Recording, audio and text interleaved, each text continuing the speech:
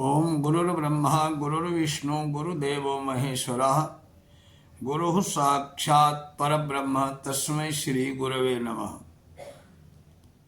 श्री परमात्मने नमः। कठोपनिषद तृतीय वल्ली अध्याय 2। ऊर्ध्वमूलो वाक् शाखः एषोस्थः सनातनः तदेव शुक्रम तद्ब्रह्म तदेवामृतमुच्यते।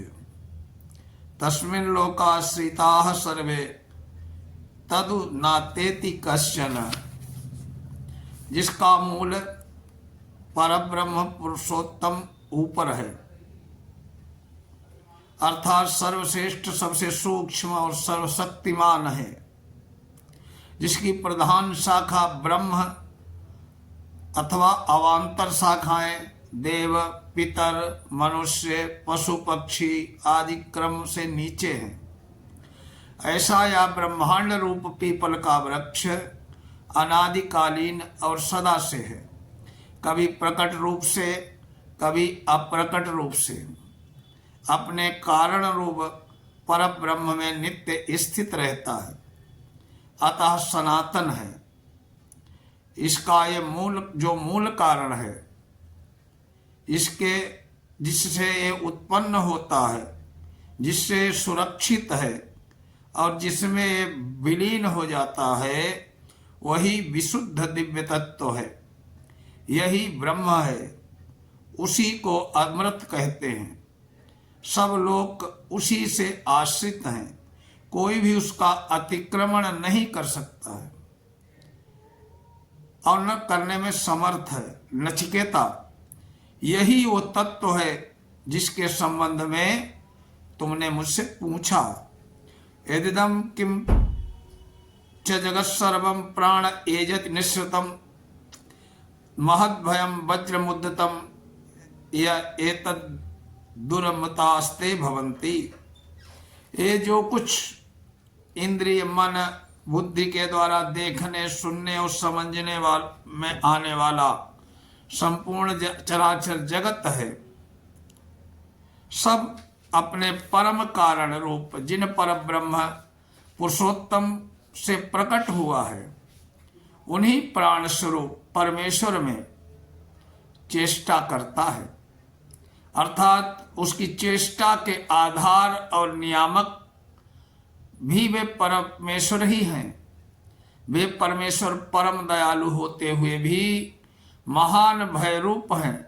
छोटे बड़े सभी उनसे भय मानते हैं। साथ ही वे उठे हुए वज्र के समान हैं। जिस प्रकार हाथ में वज्र लिए हुए प्रभु को देखकर सभी सेवक यथाविधि निरंतर आज्ञा पालन करने में तत्पर रहते हैं, उसी प्रकार समस्त देवता सदा सर्वदा नियमानुसार इन परमेश्वर के आज्ञा पालन में नियुक्त रहते हैं। इस परब्रह्म को जो जानते हैं, वे तत्वज्ञ पुरुष अमर हो जाते हैं, जन्म मृत्यु के चक्र से छूट जाते हैं। भयादस्याग्निस्तपति भयात् तपति सूर्यः भयादिन्द्रश्च वायुश्च मृत्यु धावति पंचमः। सब पर शासन करने वाले, सबको नियंत्रण में रखकर नियमानुसार चलाने वाले इन परमेश्वर के भय से ही अग्नि तपता है, इन्हीं के भय से सूर्य तप रहा है, इन्हीं के भय से इंद्र वायु और पांचवें मृत्यु देवता, ये सब दौड़ दौड़ कर जल आदि बरसाना, प्राणियों को जीवन शक्ति प्रदान करना, जीवों के शरीरों का अंत करना आदि अपना अपना काम सावधानी पूर्वक कर रहे हैं। सारांश यह है कि इस जगत में देव समुदाय के द्वारा सारे कार्य जो नियमित रूप से संपन्न हो रहे, वे सब इन सर्वशक्तिमान सर्वेश्वर सबके शासक एवं नियंता परमेश्वर के अमेघ शासन से ही हो रहे हैं। यह चेद सकद बोद्धम प्राक् शरीरस्य विश्वतः ततः सर्गेषु लोकेषु शरीरत्वाय कल्पते। ये सर्वशक्तिमान, सबके प्रेरक, सब पर शासन करने वाले परमेश्वर को यदि कोई साधक इस दुर्लभ मनुष्य शरीर का नाश होने पर पहले ही जान लेता है, अर्थात जब तक इसमें भजन स्मरण आदि साधन करने की शक्ति बनी हुई है, जब तक ये मृत्यु के मुख में नहीं चला जाता है, तभी तक इसके रहते ही सावधानी के साथ प्रयत्न करके परमात्मा के तत्व का ज्ञान प्राप्त कर लेता है, तब तो इसका जीवन सफल हो जाता है। अनादिकाल से जन्म मृत्यु के प्रवाह में पड़ा हुआ वह जीव उससे छुटकारा पा लेता है, नहीं तो फिर उसी में अनेक कल्पों तक विभिन्न लोकों और योनियों में शरीर धारण करने के लिए बाध्य होना पड़ता है। अतएव मनुष्य को मृत्यु के पहले ही परमात्मा को जान लेना चाहिए।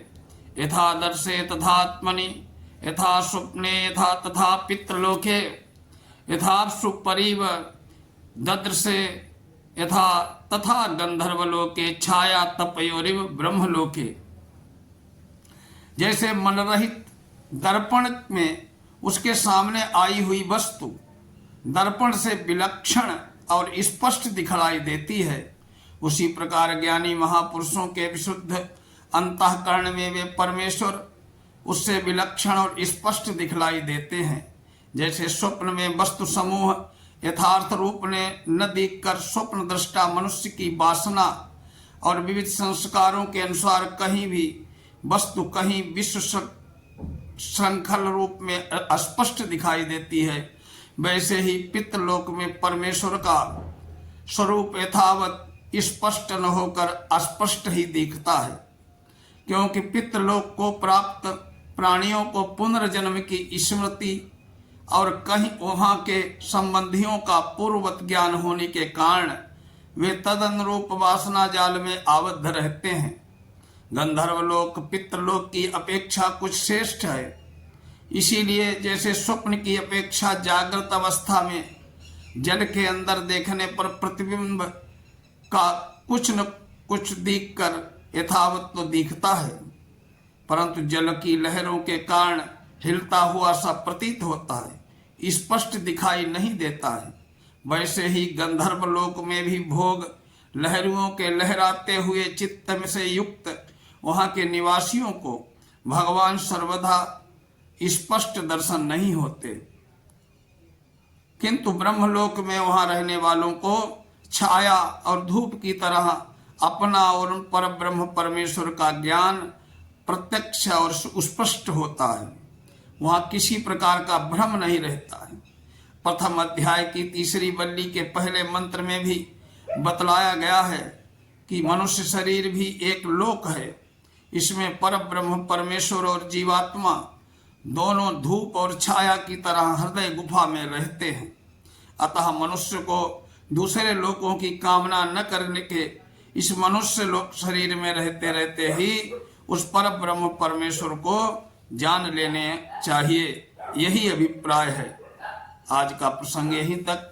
अगले वीडियो में फिर कठोपनिषद के व्याख्या होगी। श्री परमात्मा नमः।